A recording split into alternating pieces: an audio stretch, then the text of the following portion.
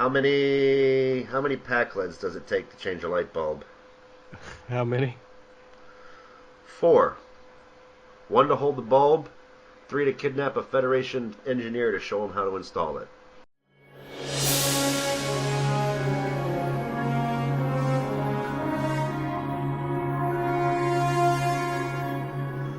Ladies and gentlemen, let's get ready for the Final Frontier, a Trek Sphere podcast. In the red corner, weighing in at something something pounds and playing a tuba, we have our host, Adam Mullen. Hello, hello. And in the blue corner, for Queen and Country, weighing in at, he's the guy that runs this whole thing, so I can't really insult him right now, we have James Ham. Good afternoon. And I am the special guest referee, Bill Allen, a.k.a. the guy in the red shirt. And this is the Final Frontier. So, hi, James. Hi, Bill. James, thank you for joining us today. Hopefully, it will be a lively discussion of whatever we want to discuss. I'm actually unprepared this week, so we'll see what happens. Random talking is always the best. Yes, random talking is great. That's usually what I do. I mean, let's face it. I don't prepare for these things anywhere near as well as Adam does. Basically, he's the brains and I'm the looks. That's true. And there's a reason why this is an audio podcast. Oh, man. Well, do we have... Oh, sorry, go ahead, James. No, I was just going to say, I have to admit that I've gotten a bit used to being on camera every week now. It's kind of strange. You kind of have to watch what you do. Yeah. You actually have to put on clothes. Well, no, I mean, to be fair, I mean, I don't walk around nothing on. But, you know, it's just, I have to make sure, because I do it from, like, my computer, which is, like, in my bedroom stroke office sort of thing. I have to make sure my bedroom, office, whatever you want to call it, looks decent. Mm-hmm. Neat and tidy. Yeah. Presentable. Yeah, otherwise it just looks like... But I found the function to blur out the background, so that's perfect. So I don't have to worry too much now. So I can just have crap spewing everywhere in my bedroom and not have to worry about anything going on behind me. It's a decorative art installation. Yeah, exactly. Yeah. Yeah, that's the ticket. Do we have any news? No, I don't think there isn't. Yes, we do. Spock is finally showing up. Oh my God, it took him long enough. Next week on Discovery? Next week, finally. You see, I haven't seen the trailer for it because being in the UK, we kind of... Oh, yeah. Oh, they don't put a next time on Discovery bit at the end of your episodes? Oh, no, I guess because with it being on Netflix, they skipped that part. Yeah, and then I have to wait for either to find it on a not so legit YouTube channel, Yeah. or so we're finally getting Spock. The search for Spock is over, or is it? Dun dun dun. Yeah, it has been one of those things that I'm like, okay, yeah, so yeah, you know, hurry up. So, did we all watch this last episode, The Sound of Thunder? I've seen it, yeah. Yes. Okay, cool.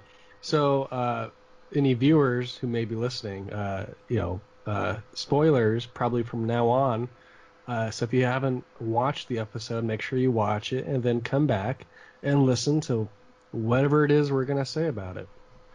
Yeah, this episode should air roughly a day before the next episode. Yeah. So. Yep. This will be on the 27th.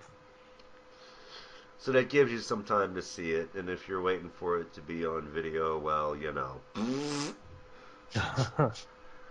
So, one thing I've got to ask before we dive right in and go into the nitty-gritty. Mm-hmm. Was I the only person who thought that maybe Saru had faked the Red Angel to get his people liberated? What you mean at the beginning? In the beginning. I mean, he's starting to get... he's gone from being ruled by fear to being kind of hyper-aggressive, a little bit more assertive, a little bit more dominant, a little bit more rough and tough. I'm a fighter now. and he really wants to save his people, so he faked the telemetry so that Discovery would have to go to his home world. It's possible. Yeah, it's possible. I don't see why not. I mean, it turns out that's not the case because the Red Angel showed up. But Mm-hmm. I mean, that was my first thought was, we're going to have some issues with Saru. What happens if the Ba'ul were right about his people? That's an interesting idea. I hadn't really thought about that. I just presumed that it was legit. I didn't really. I mean, it's possible, but I didn't really see that. I saw him more of a getting on my nerves. Yeah. I mean that would have that would mean something big because it shows up at the end for him. Yeah. So if it was fake in the beginning, then then there really is a purpose behind it. There might be a personal connection between the Red Angel and the Discovery crew of some sort. So that would be interesting. That actually might be more interesting if you were right, Bill. I'm usually not right. Well, I'm right, but only when I don't want to be right. It's like I really, really, really wanted Lorca to be. I really wanted Lorca to be a regular Starfleet captain and not a Mirror Universe captain because most people ping to him being from the Mirror Universe because quote-unquote real Starfleet captains don't act like that, and that attitude always bugs me. Starfleet is not perfect. It's a flawed organization with some seriously dark crap, even setting aside Section 31, and people gotta stop polishing it like it's some brilliant thing when it's really not that much better than any of the other governments out there. Yeah, I mean, at the end of the day, I mean, it's kind of even things in paradise aren't exactly, Yeah, it's like TNG used to always bug me because there were a bunch of variations of the old. Well, our species used to be like you, but then we evolved. Wow, that's really tolerant of you, looking down your nose at the rest of the galaxy there, Federation, huh? Yeah, we're not bigoted at all. We cured ourselves of bigotry and racism. That's because we're more evolved than you people. I think that was something that we were discussing last time. It was maybe it was 2 episodes ago. We had the same conversation about that. Yeah, it's a pet peeve of mine. I can tell. I bring it up a lot. It's like Federation sucks. Well, I think I think I said this last time too that at some point we'll probably get that in one of these new series, whether it's the Picard one or the Section 31 series. I imagine it will be something that they tackle. I'm hoping so. I'm hoping especially in the Picard series because I think he's the guy that could do it right. Section 31 is just going to show you the dark side and ask you, is it really necessary? And people will debate. Yeah, sometimes you gotta, omelets and broken eggs and other bad cooking metaphors. But I think Picard can reflect because he's been across the spectrum now. I mean, if he's old and kicked out and seeing it as an outsider or has been marginalized by the people that he used to be a part of, he might be seeing them in a new light now and not quite blinded by how pretty the Federation is. So, my big question, and probably everyone's big question from The Sound of Thunder, is who is the Red Angel? Because it's clearly a person. See, I don't know. Because, I mean, if you look at the silhouette of the person that it's actually, because we got the first best look this week. Yeah. And it's female. Yeah, I zoomed in and looked, and I was like, oh, that looks female. Now, obviously, it might be a red herring. Mm-hmm. No. It's an angel, not a herring. Sorry. Had to make the joke. Sorry. Well, you know what I mean, don't you? Yeah. I mean, because they like playing fast and loose with things. It's it's something in a suit. It could be, and I mean, we might say it's female, but Star Trek 6 told us not everyone keeps their genitals in the same place. I mean, what if those wings aren't really wings? What if, Yeah, I mean it's possible, but I mean if you just look at it, just the silhouette of the person in that suit doesn't necessarily mean that Yeah. it's female. But again, So last night, I was trying to look up theories of who the Red Angel is, and the most intriguing was that it's an Iconian, and so I typed in Iconian just because I knew that they're in Star Trek Online, and I hadn't played Star Trek Online since they added the Iconians to the game, and I found someone's post on Reddit, and they had a picture that was comparing the first image of the Red Angel to different Iconians in Star Trek Online, and actually it was quite similar. I was really surprised. Is it an Iconian? I don't know. There's a few things that don't really line up with that theory, but uh, it would explain how this Red Angel is appearing in all these different places, because it could be an Iconian gateway. But time traveling would be new. I don't think it's too far fetched to say that Iconians probably could time travel, but that would be new. see, Well, I mean, all we kind of really. hope that, Sorry, go ahead.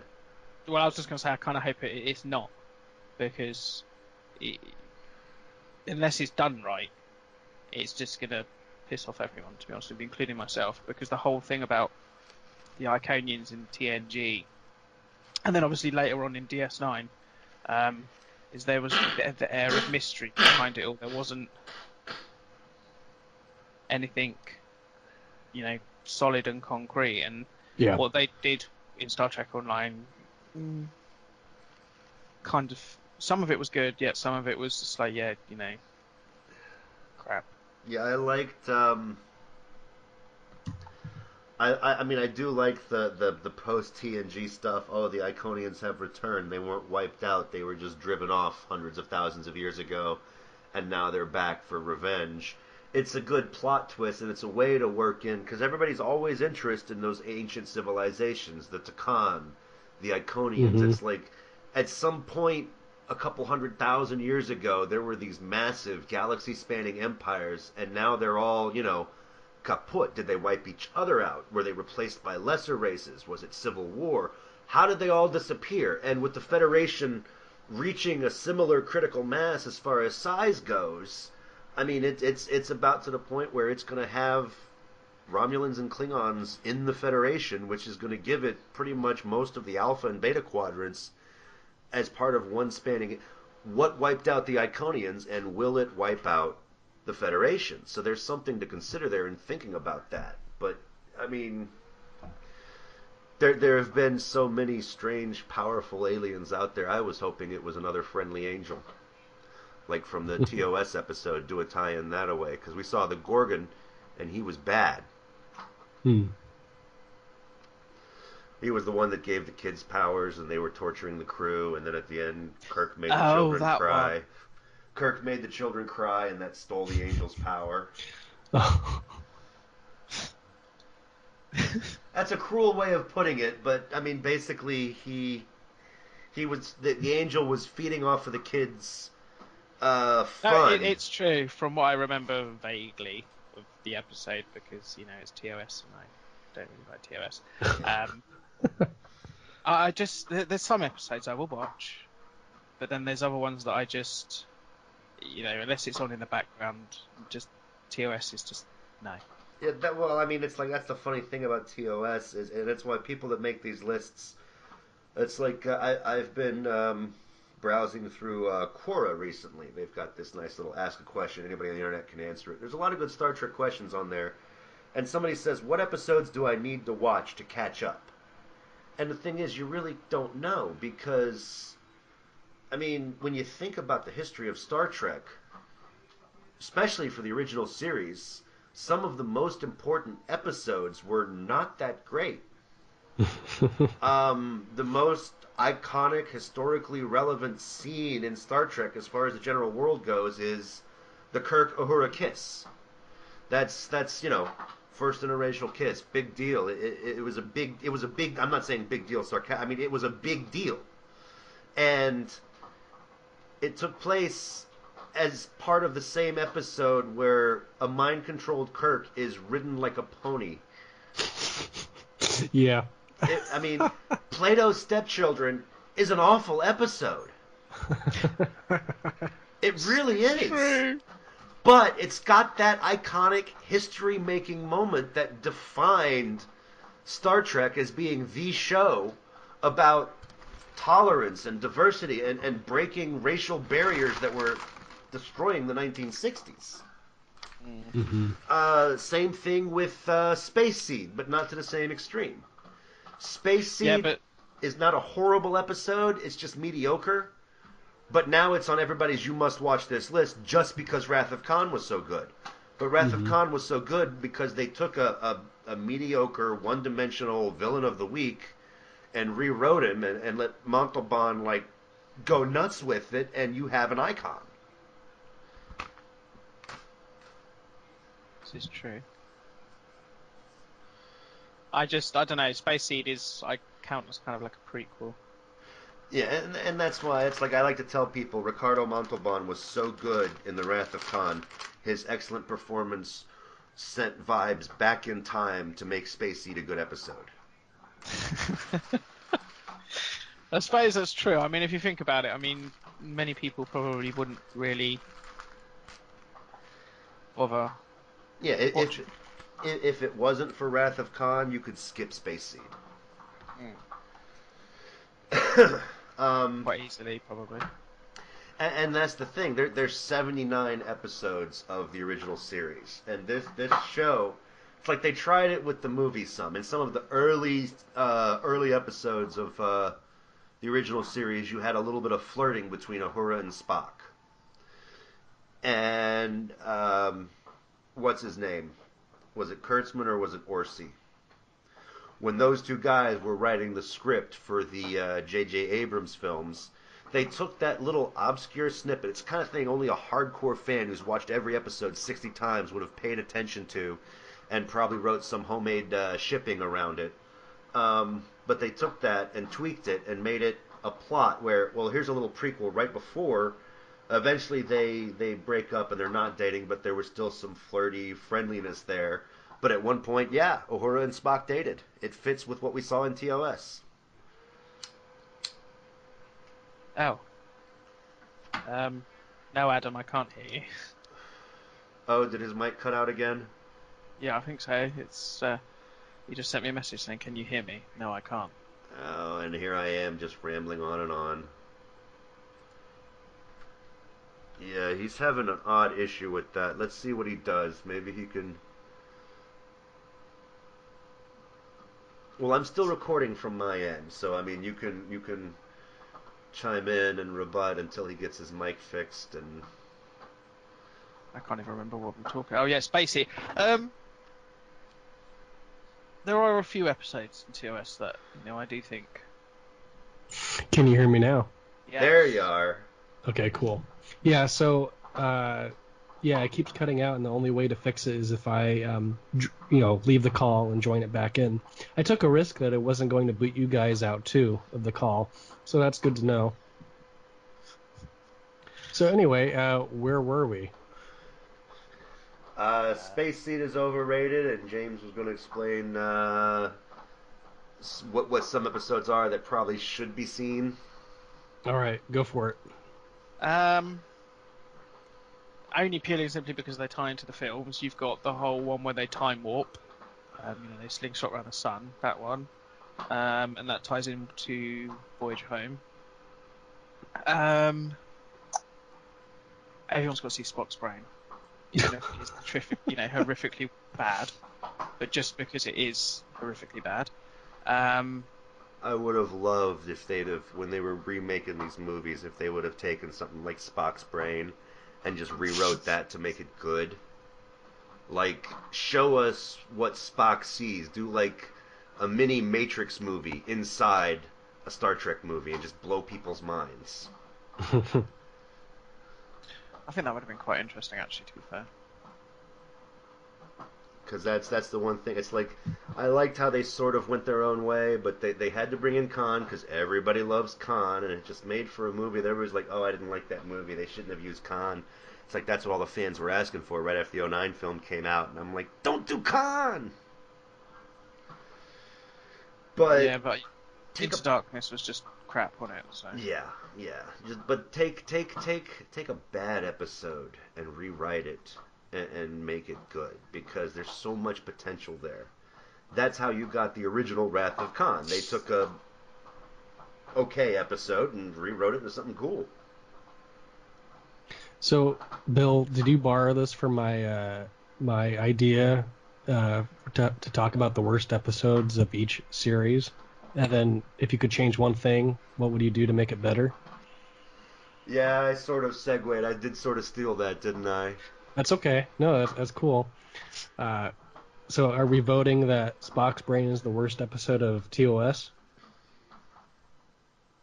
see, if I had to pick the worst episode of TOS, I would pick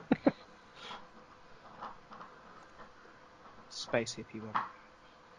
Oh yeah, the Herberts and their musical sing-along and Spock Yeah. getting along with the space hippies. Spock of all people. Yeah. Well, maybe in Discovery we'll see him be a space hippie because he's got that beard, you know. Yeah. So that could explain a few things why he gets along so well with them. But then there's also most of Series 3, really, of TOS, isn't there? I mean, Series 1 and 2, but then you've got Series 3, which is, you can tell that the writing quality just got even worse. Yeah, it's like, well, it's like they'd already been canceled once. They knew it wasn't going to last, so it's like, Yeah. just throw stuff on the wall and see what sticks. Yeah. But then you do have some good episodes, and they're like, Let This Be Your Last Battlefield. That is kind of a poignant episode. Mm-hmm. That was one of the ones that they definitely got right as far as the message they were trying to put out there, yes. Turnabout Intruder was awful and kind of hilarious at the same time. What else have we got? Whom Gods Destroy. Again, that is just a hilariously bad episode.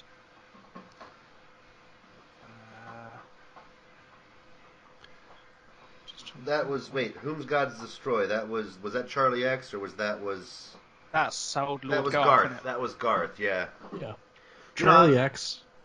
Oh, sorry. Go ahead. I've been thinking about this, and somebody mentioned it, and it's come up a few times. They should cast Garth as a woman. Hmm. Like, if you're going to do a prequel about Garth, make him a woman.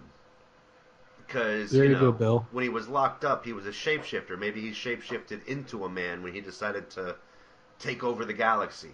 But he Yeah. started out as a female captain. See, Bill, this could be a prequel to your upcoming fan film. Yes, they can't find Garth because they're looking for a guy, and it's really a lady they should be looking for. So, But I'm hesitant to encourage that because we're living in a sensitive area, making fun, and somebody would say you're making fun of trans people with this, and I don't want to make fun of people. I just want to make ridiculous jokes, and I don't want to do something that might risk looking like it was actually attacking or hurtful to a particular group. Now, if somebody makes a harmless joke and somebody is offended by it because they're looking for a reason to be offended, then yes, screw you.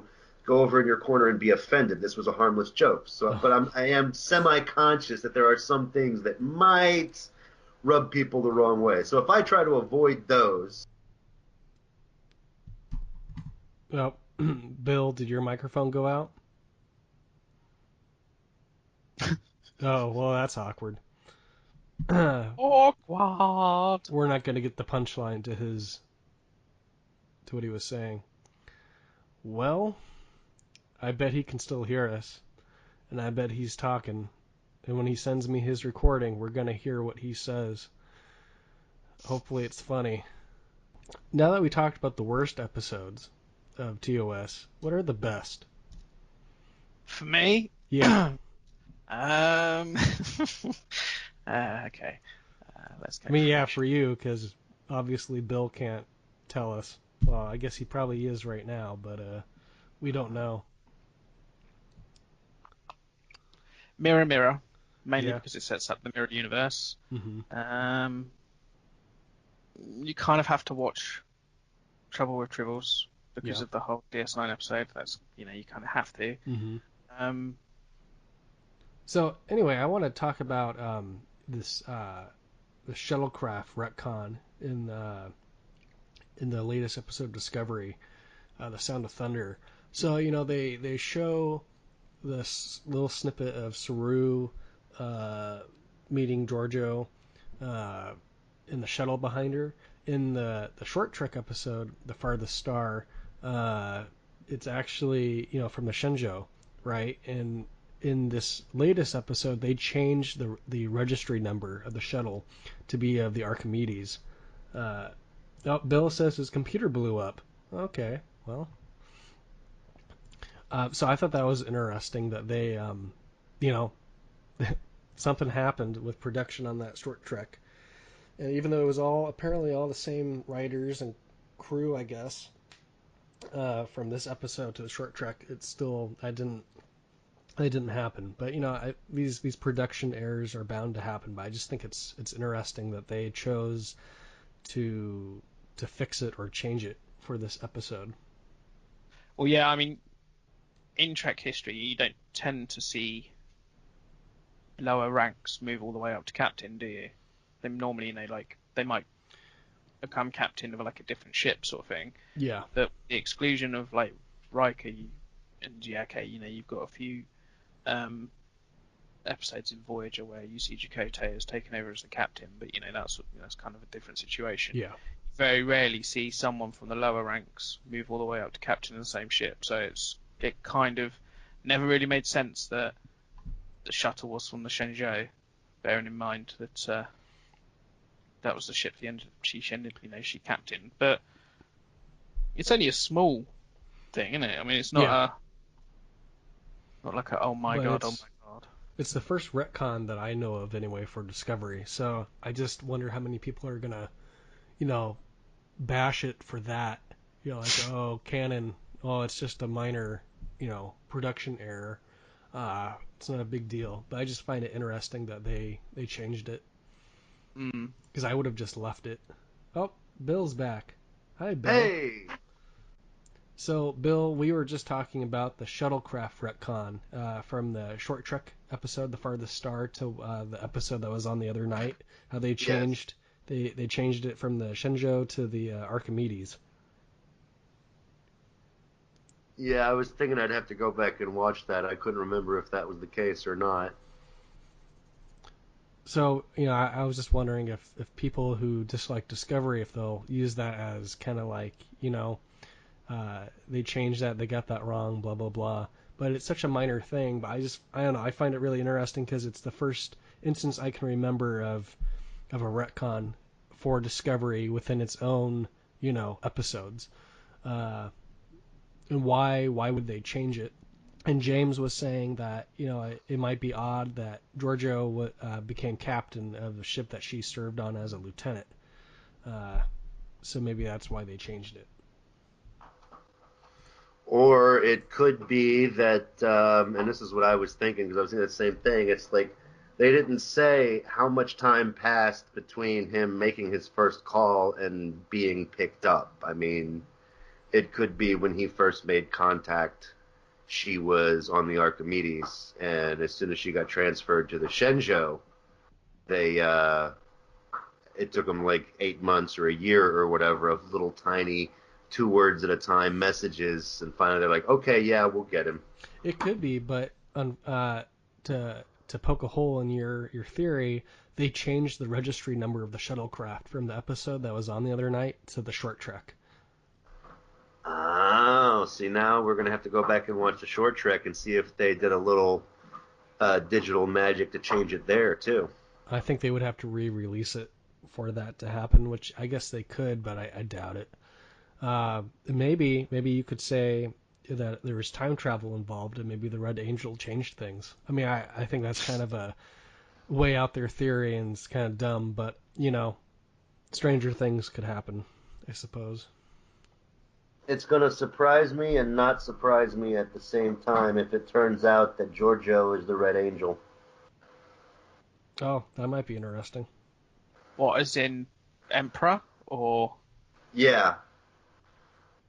Something happens to her because she did drop that hint. It's like, Michael, you need to trust me at some point. I'm going to prove myself to you.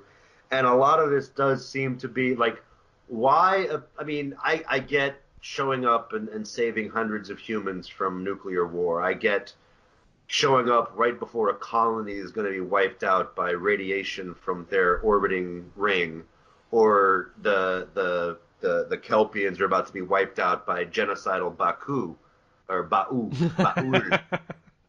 the Baul. But why show up to help Spock locate a single missing human child? Hmm. yeah, that's true. Unless they have some plan for Burnham that we don't know about further down Yes. the line, and they're setting Ominous it plan. up now. So the other week I was doing my investigating of Star Trek trademarks, and I came across a Starfleet Academy trademark that was filed back like in August. And I hadn't seen that because I've been checking this like every week to see if they would, trademark a Picard series name or whatever. And I finally noticed it last week. So I find that interesting that this confirms that there really is a Starfleet Academy show in development. So that's cool. Or Have they trademarked the Section 31 one yet? No, I checked this morning before we began this recording, and no. I mean, unless it's called, either Revolution or Destiny or Reliant, then no. Revolution sounds more like a Section 31 one, doesn't it? Yeah, that's what I was kind of thinking too. Or I was thinking it could be like a mirror universe name of a series. I think that would be cool. Like, the was it Terror was it Rebellion. specifically Star Trek Revolution, or was it just No, Revolution? it's Star Trek Revolution. So if you Okay. go to the trademark database website, and then you type in, if you go to basic word mark search, let's see here, I have to refresh this. I'll show you how to do this. So go to the USPTO website, go to search our trademark database, go to basic word mark search, and then search term Star Trek, submit query, and then you'll get this list. And I see Star Trek Revolution, Star Trek SETI Alpha 5, Star Trek Lower Decks, Star Trek Starfleet Academy, Star Trek Destiny, Star Trek Reliant. Are those new trademarks? And we know that Lower Decks, is one of the animated series.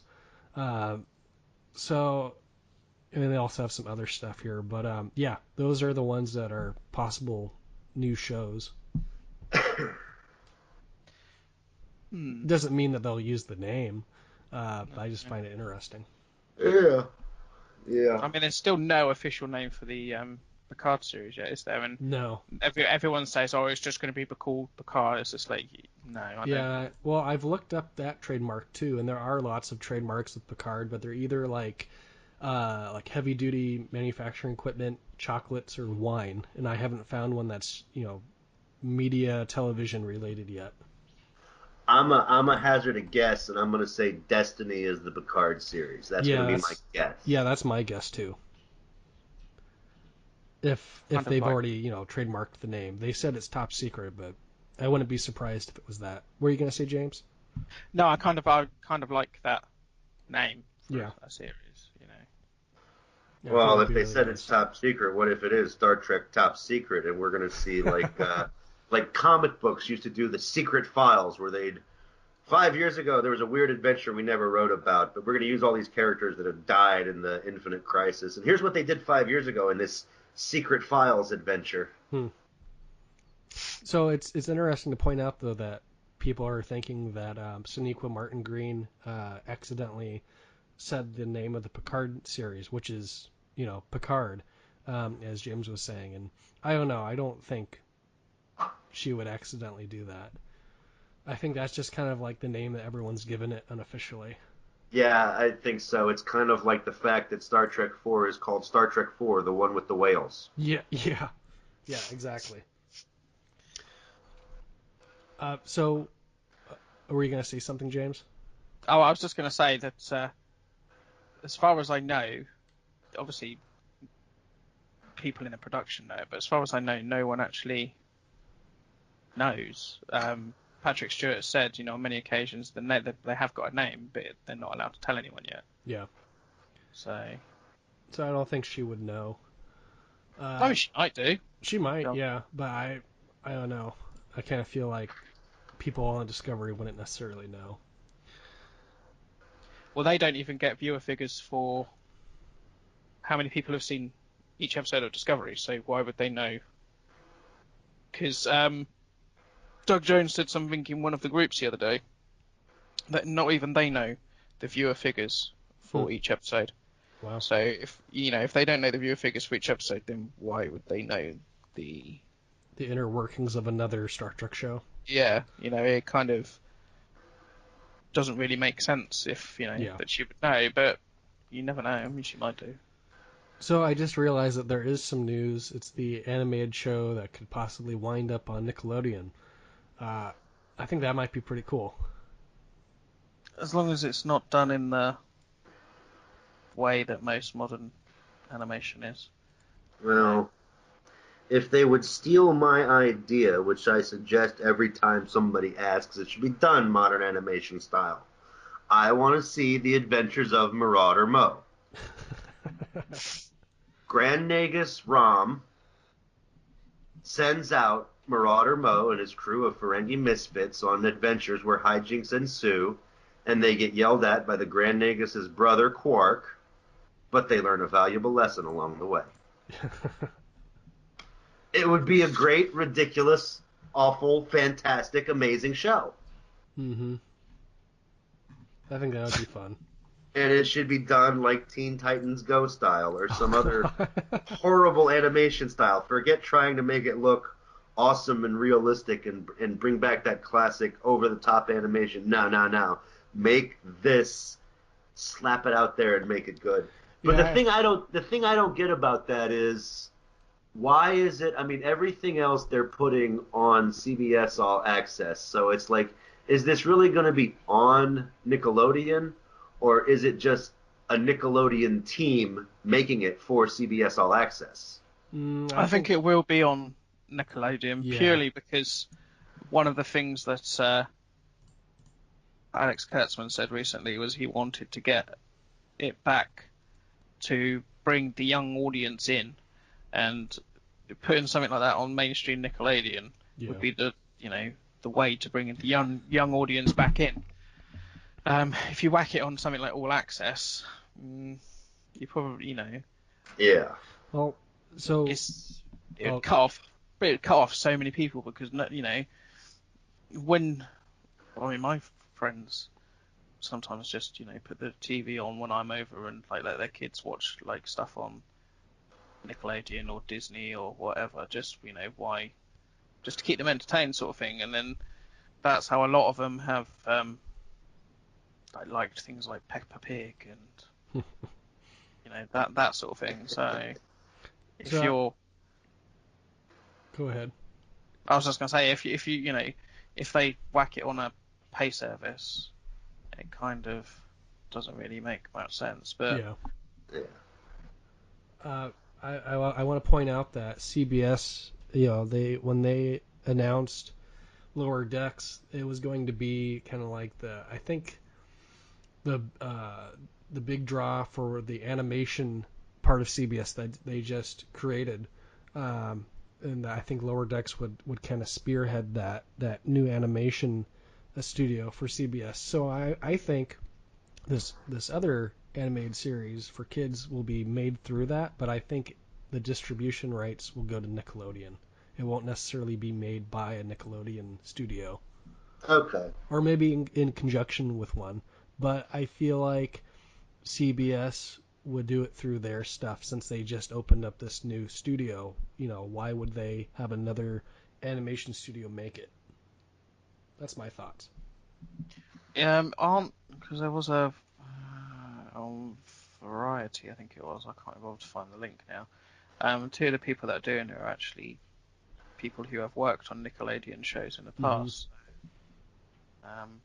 Kind of makes sense. That it's So going. they probably know what they're doing, and Yeah. they've written for Troll Hunters and whatnot. So yeah, it's probably in good hands. I mean, I don't have any qualms about, because I mean, a lot of people are, oh, animation, I'm not going to watch it, or I don't want it, I'm not asking, but that kind of flies in the face of, well, it doesn't have to be specifically for you. Hmm. Yes, it does. I am a fan.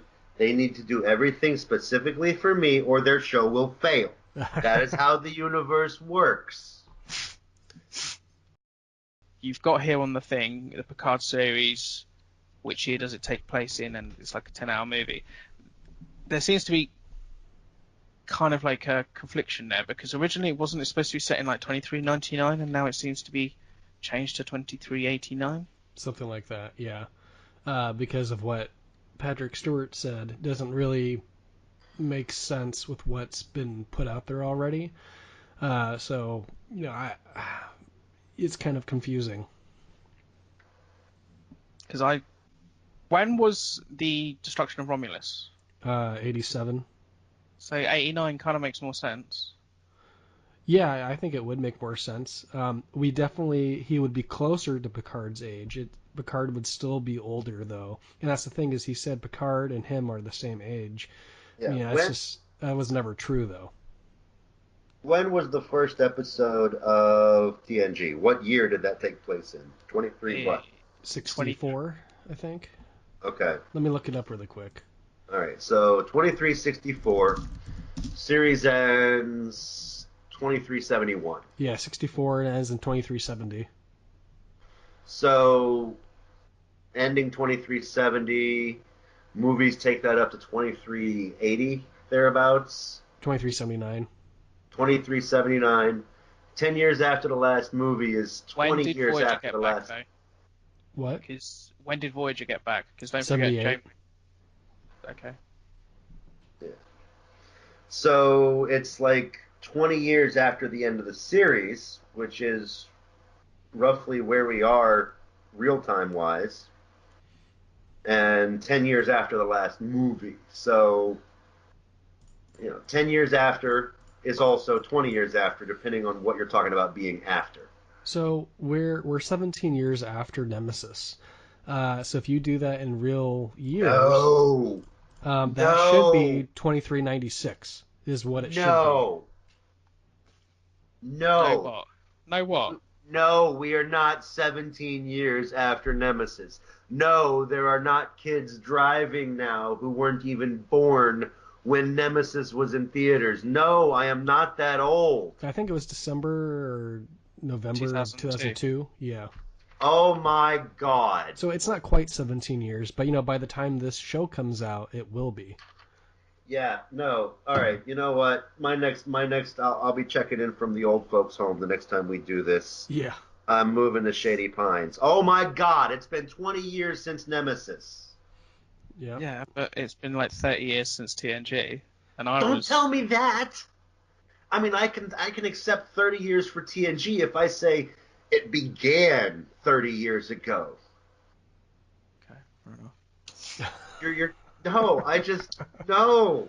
God, Trek is getting old. That's the new Star Trek. It's not supposed to be 30 years old. Yeah, well, what was it? There's the 25th anniversary of Xena coming up next year, and I remember when that first started. God, 25 Yeah. years.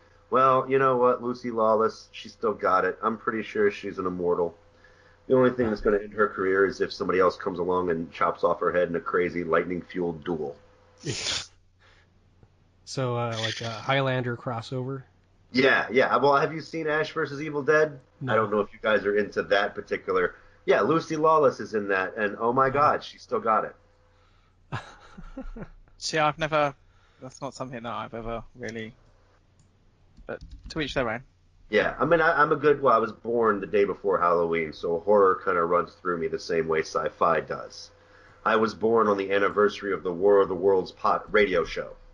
I was going to say podcast, but no, I was born on the anniversary of the War of the Worlds radio show by Orson Welles. And that's a good example of sci-fi and horror combined. So I've kind of got both running through my veins. Yeah. Many years ago, then. Yes. So, what do you feel about the whole fact that it's like a 10-hour movie? Do you feel that that's a good thing, or because I mean, one thing I think this season of Discovery's missed is like last year, Direct each episode, continuation. yeah, every episode led into another, Mm-hmm. and this series, I think they've tried to go too much the other way. There's Mm-hmm. not really a balance between the two. I mean, they've still got the story link. They're still tracking the Red Angels. It's just the Red Angels sending them to specific locations, and we're just looking one mission at a time on this overarching what is it all about thing.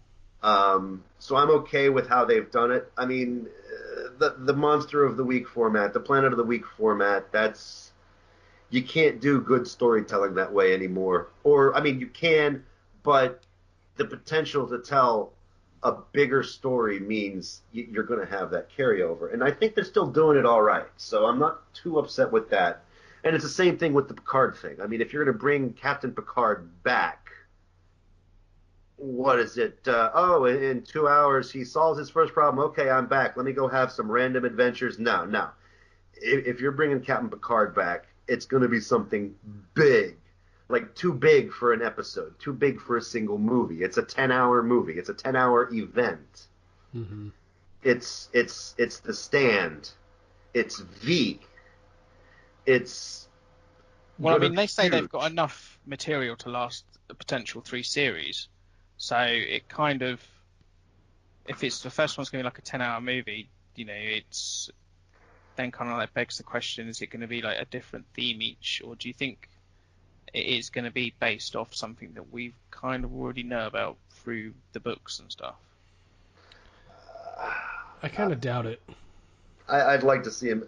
I mean, I love some of the books. Don't get me wrong, love Yeah. the books, but I want to get away from that because honestly, I like the early stuff. I'm not a big fan of the post Voyager, post TNG, post DS9 books because 3/4 of it is how can we cram as many old cast members as we can into this one adventure? Mm-hmm. And the crossover thing, it works if it's rare. If it's just nonstop crossoverism, it makes the universe smaller. And that's one thing that has bugged me about a lot of books and fanfic and stuff like that is when you try to make the universe smaller. Like William Shatner did that collaborative novel with Judith and Yeah. Garfield Reeve The Stevens. Return.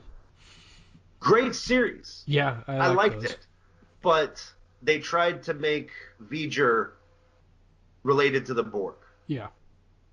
making the universe that much smaller. Or what was it? IQ was that, or what was the name of the book? Q squared. I don't remember. Q something. There was a big Q novel.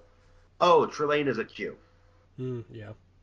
and the juvenile delinquent punks that Q ran around with in his early days in the Continuum was Trelane, the god of Shakari, Armus on the muck thing Yeah. from.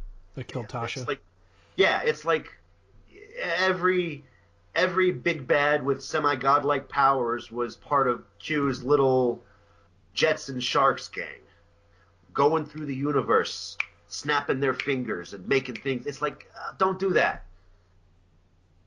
It doesn't all have to relate. So, but yeah, the books. There are some brilliant stories, and I'm not. I mean, it's if you're going to write a story where you cram everybody together into it, a lot of those books did a fantastic job doing that. Mm-hmm. I don't want that. I mean, it's like people who always say, "Bring back DS9 for a movie." No, you're going to waste an hour and a half just getting the band back together again, Yeah. unless you start doing it like they did with Worf in the later TNG movies, where I was in the neighborhood, thought I'd come Yeah. hang out Yeah. because that's what people do. It's like, and then in one movie, I don't think they even bothered to explain why he was there. He started to explain and got interrupted when a door opened or an alert sounded, so he never even bothered to tell them why he happened to be there. Think, well, so First Contact, he was there because, well, he was commanding the Defiant against the Borg. And then Insurrection, he happened to be, it was like a diplomatic meeting, and it was during the Dominion War. I can't Yeah, remember, the exact reason. That one might have been a little bit fuzzier. And then Nemesis, he was at the wedding. and just tagged along with them afterwards for some reason without really Yeah. saying why. Yeah, Yeah. no, Well, he was there, wasn't he? Because they were on their way to Beta Z to do the wedding there, because they had it on Earth, I'm guessing for him, and then yeah, they were on their way to Beta Z to have Yeah, it. it might have been something like that. Yeah, I mean, that was my understanding of it. it's And just.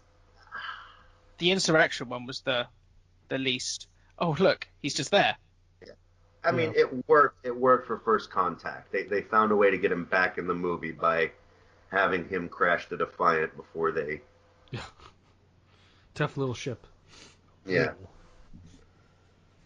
And I kind of, you kind of can see why he was there for Nemesis, but the Insurrection one it's always bothered me because he just happened to go, oh look, there he is walking down the corridor. Yeah. And it's just. I mean, don't get me wrong. I like Worf. It was nice to see him in the first couple of movies, but once he switched to DS9, they didn't try to bring O'Brien back, did they? I mean, what's up with that? Wasn't he on Earth? So. Yeah, he retired, or he was teaching at the academy, I think. Yeah, and it's what, he's not invited to the wedding? First episode of Deep Space Nine, Picard says the ship's just not going to be the same without you. The wedding's fine without you. I'll just miss you while I'm on the ship. I'm like, come on. They, maybe they never asked Cole Meany to come back for that, or maybe he was unavailable, or just wasn't in the budget. Who knows? Yeah. I mean, maybe they do know. I just have to read that somewhere. I don't even think it's just. I have reasons to rant and rave and be a grouchy bastard sometimes.